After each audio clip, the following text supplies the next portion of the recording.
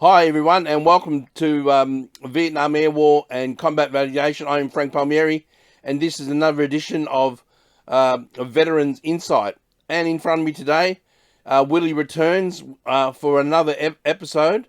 And today we're going to have a look at a great aircraft.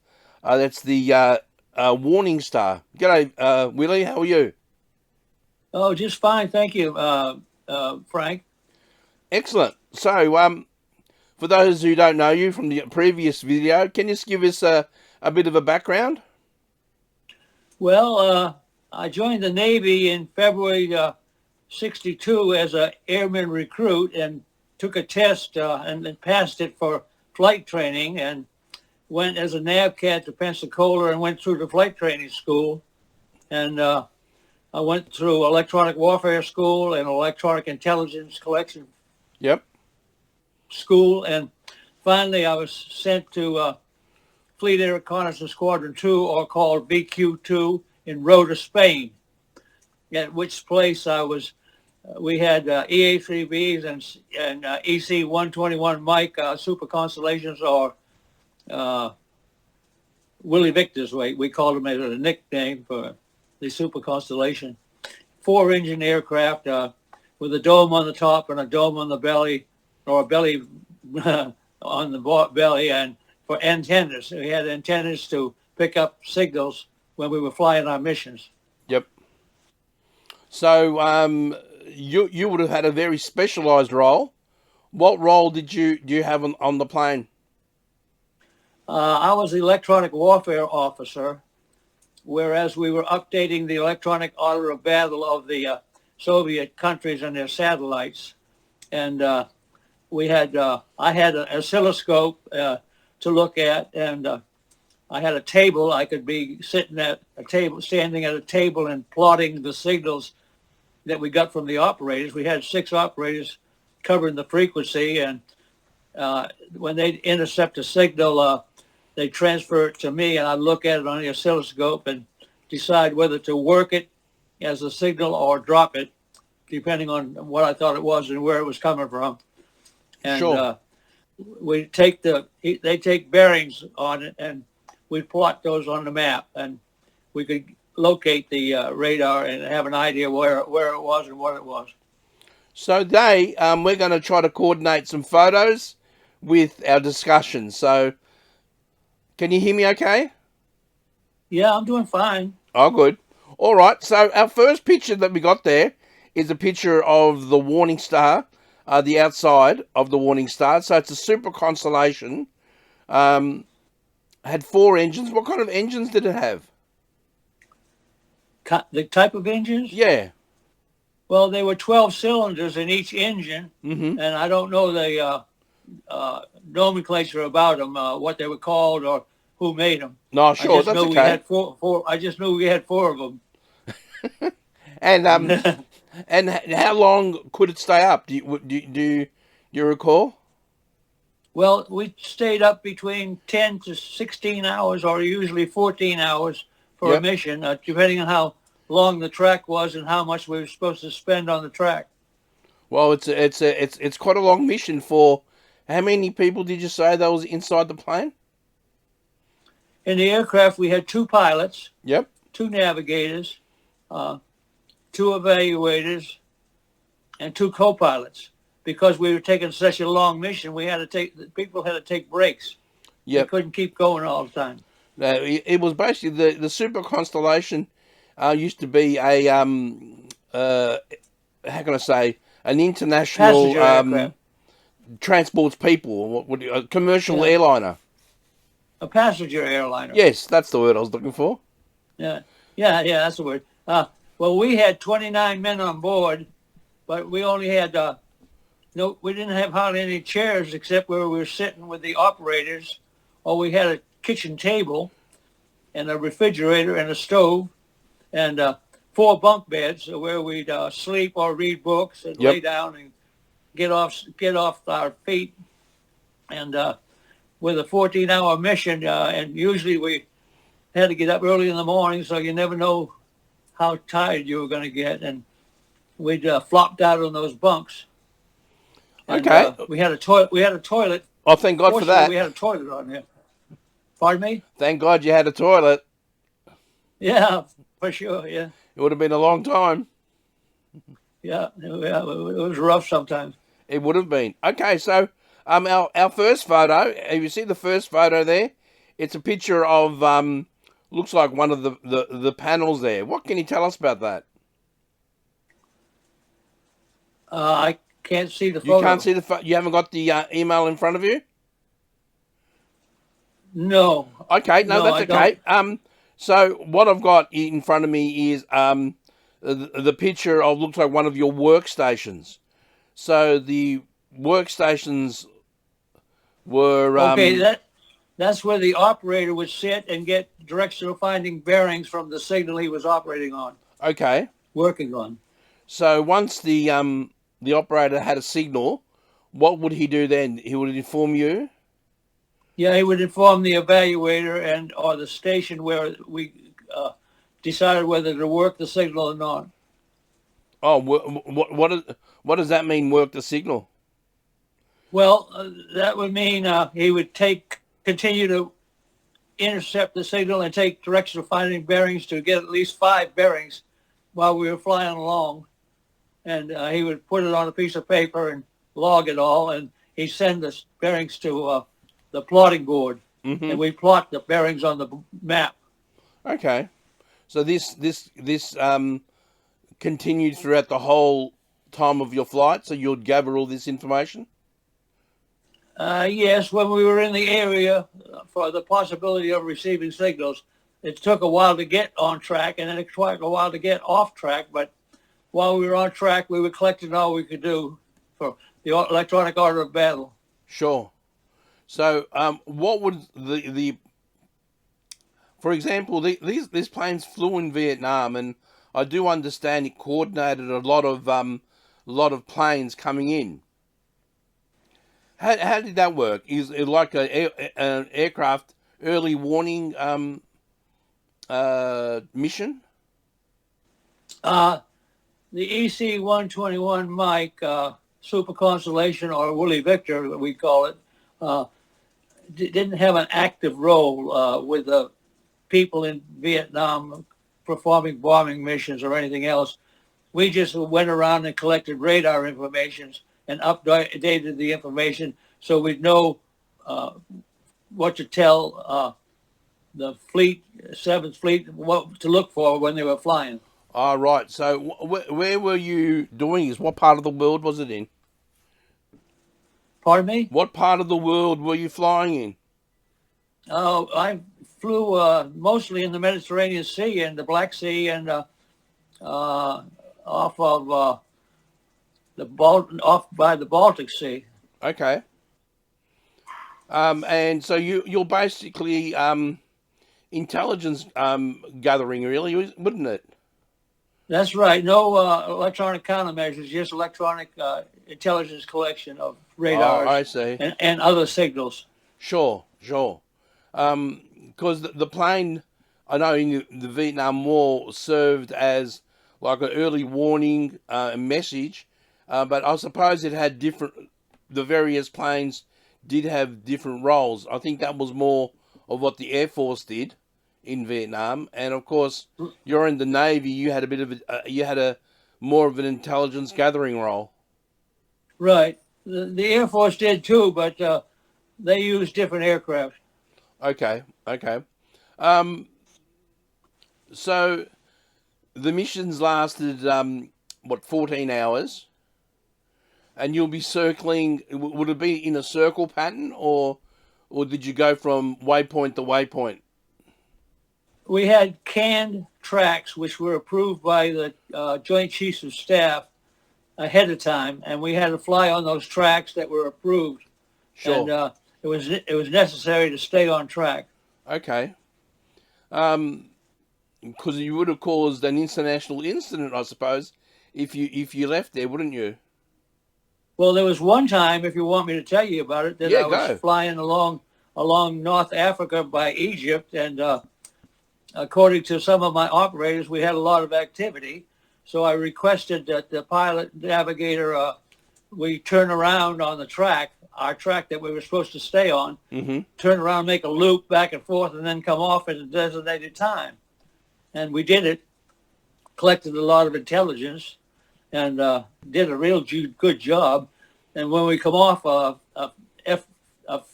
Air Force jet intercepted us and requested our identification, and I went up in the cockpit, and since I knew how to do it, I gave them the proper number and letters identification, and they said, okay, you can go. And we landed in Athens, Greece, and flew another mission or two, got back to Rota, Spain, where we were from, our home base, and immediately when I got into the hangar and up in the office, the commanding officer called me into his office and sat me down, or I sat down, and he said, I don't know what to do with you. He says, what you did was improper and jeopardizing the whole aircraft and men, changing the track. It's never supposed to be done. And he said, sat there for a little while, and then he said, well, I can either court-martial you or give you a medal for what you did. Mm-hmm. And then he waited another hesitation, and he said, well, I'm not going to do neither. They balance out. So I just got out of there and was happy. Now, that mission was over the Middle East, wasn't it? Yeah, off of North Africa, Egypt, and in that area, in Mediterranean. Sure, and was that would that have been around the 1970s? Be what now, sir? Not around the 1970s. So you would have got signals No, from it was in 1966. Okay, so that would have been during one of the Israeli Arab wars, then, wouldn't it? Yeah, I was more or less instrumental in helping the Israelis out, knowing there was certain activity in the area against them. Sure. And did the fleet do a lot of intelligence work then when they sorted that out? I don't. Like, did you have further missions there when the war was going on? We had additional missions as the war went on with Israel, Yep. and later on, we were always on station once in a while, every few weeks or a week or two, it depended on what was going on. Sure. And so you're in the Navy. Did how many of these planes did the Navy have? We had two in BQ2. We had two of them. Okay. And BQ1 had a couple. And that's as far as I can remember. It's been a long time ago. Oh, yes, of course.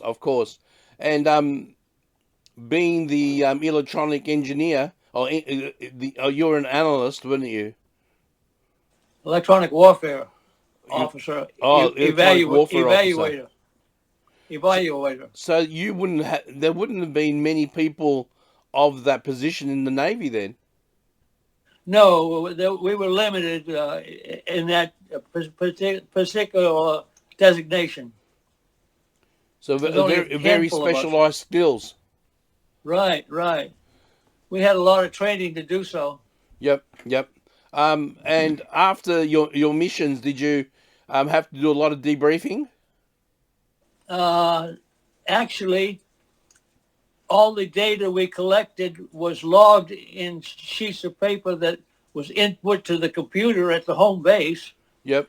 And the computer reflew all the missions point by point by point in every DF bearing, and it found out within a circle of ellipse of probable error how the location of a radar was we were intercepting.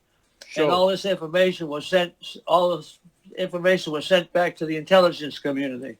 So the plane itself, they can download all the radar signals from their computers onto the base's computers. Is that about right? No, the computer was at the home base, and all we had was paperwork. Oh, right. Okay, so there wasn't downloading a file or on a tape or anything like that? Right. It was the navigator's charts and logs and navigators' information, Yep. and it was the operator's information that was inputted into the computer at home base.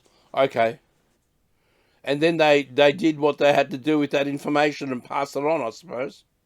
Right, it had to be sent back to the states, to the intelligence community, all that information. Yep. And how long did you work in that role for? Off and on, I was sent to different detachments and doing different things. I was collecting telemetry in the Black Sea, and I was doing surface air warnings in Vietnam in the EA-3B. But I spent a lot of time in EC-121 Mike and So different that missions. AC-121 Mike. What's that plane? The what do you say? The Which plane one? that you just described. What did you call it? An AC-121? EC 121 Mike. Oh, okay. But that was mainly in the Mediterranean. Yes, mainly in that area. We flew one mission out to the Azores, watching for Soviet Bear aircraft, checking on the Sixth Fleet coming over. Mm-hmm. And it happened to be that while we were out there, we lost an engine, and it wasn't long we lost a second engine, and we had four, and then we lost a third engine, so we declared an emergency to Bodo, Norway airfield and requested emergency landing, and they okayed us, and we putted along, and one engine out of four was remaining, and if we fell into the water from losing the engine, it was 30-something degree water, we wouldn't last very long. And, so a four-engine plane losing three engines, that's pretty unfortunate. Yeah. Well, we got to Bodo, Norway, and spent a week and a half there getting the engines repaired. Yep. And I was glad to get there in the first place, and glad to leave. Oh wow, that would have caused a lot of stress among the crew, though. Seeing Yeah, three engines right, going. for sure. Yeah. So But, you're saying that when the Russians were testing like ballistic missiles, could you monitor that? No, not in the EC-121 Mike. We did sit off the coast of the Space Center, off the coast of Space Center. Okay. And one time when we were monitoring any Soviet interference with our space launches. Is that back in Cape Canaveral? Pardon me? Is that in America? Cape Canaveral, yeah. Oh, okay. Kennedy Space Center. Yeah, we were monitoring frequencies to make sure there was no interruption of our space launches. All right. That would have been quite interesting, was there? Right. And also, we were flying around Cuba. We had missions to be flown around Cuba in the EC-121. Oh, tell me about because those. we were doing that to make sure the U-2s were okay and the radars weren't messing them up. Yep. And we had to update the electronic radar order of battle of Cuba. Mm-hmm. And we were monitoring what the frequencies were and what was going on in Cuba at the time. And one time when I was logging and making time for the missions to be flown on the tracks, we had certain tracks around Cuba to be flown. Yep. And Admiral came over, he says, I want to go down to Cuba and come back at a certain date. He says, will you straighten out a mission so I can do that? So I had to cooperate with him so he could go down and get his liquor and his cigars and come back without going into customs. There's no customs on our aircraft when we come back from Cuba to Key West, Florida. Sure. Wow. Well, they had a base there in Guantanamo Bay, didn't they? Yeah. I've landed in Guantanamo Bay. Oh, wow. Yeah, what was that like? It would have been heavily guarded? Yes, one time I was there. The base commander was new, and he tried to get on our aircraft. So we called the MPs in, and the Marine Corps MPs, and had them guard our aircraft so nobody could get on it. Sure. And we went about our business, and we were getting our food and our R&R, and our aircraft had a machine gun armed Marine Corps all around it, so nobody could get on it. We had all the intelligence collection equipment on there. We didn't want anybody looking at it. Of course, yeah. So it really, your role was quite important in national security and intelligence. Yes, we were under, our squadron was under Joint Chiefs of Staff, CNO, right there. There was nobody in between us and CNO. He decided what we were doing and when we were doing it. And we reported to him. It was not like we were way down the chain of command. We were way up there. Yep. And I worked with Dernzer and NASA and ONI and a few, I won't tell you who all they are, but they're a bunch of intelligence community people. Yep. Wow, that would have been quite a how can I say, a good area to be in, because you would have been well respected without all the how can I say, all the different levels of people in front of you. You can go straight to the source. Right. That's why we were able to. One time in Key West, one of our pilots was in a bar, and some guy come up and started questioning him a lot about stuff. So he had one of his buddies call the FBI. The FBI come over and grabbed that guy and held him in interrogation for 20 hours because he was interrogating one of our officers about what he was doing. Sure. He could have been a double agent, could he? You never know who's who unless you can get their background.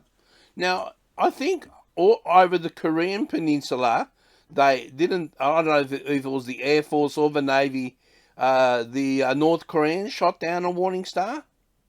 Yeah, EC-121 Mike was shot down. I think it was VQ-2's aircraft. It was shot down. I can't remember the date. It was in late 50s or early 60s. It was shot down. Yeah, was it Navy? And it was 29 men lost in that shot down time. So when we were on a mission like that, did they have air cover, or they were just out there alone? When we were flying in the Mediterranean or the Black Sea or out in the Atlantic, we had no cover at all. Sure. And I don't know about the VQ-1 in Korea and all that, whether they had cover. I couldn't tell you. I wasn't involved in their mission. But it's really quite interesting though, and those sort of incidents still happen today too. With I know incidents with America and also Australia with planes around China. Right. The Chinese get fairly upset about planes flying close to their airspace. Right, for sure. Now the Chinese are flying 30 aircraft towards Taiwan, isn't it? Yeah. Well, that's right. Did you ever get buzzed by many Soviet planes? Did I ever get what now? Did you get intercepted by Soviet planes? No, not in the EC-121 Mike, no. Oh, okay. It would have been fairly Not that safe I recall. Not that I recall. Earlier missions, maybe 10, 15 years before I came along, they might have been intercepted. I couldn't tell you. No, okay. Well, that's really interesting. I'll have a look at those. We'll pop some photos up later on and have a look. Got some great photos of inside the plane. But I can look at those anyway, and we can put them up for everyone to really enjoy. Well, okay.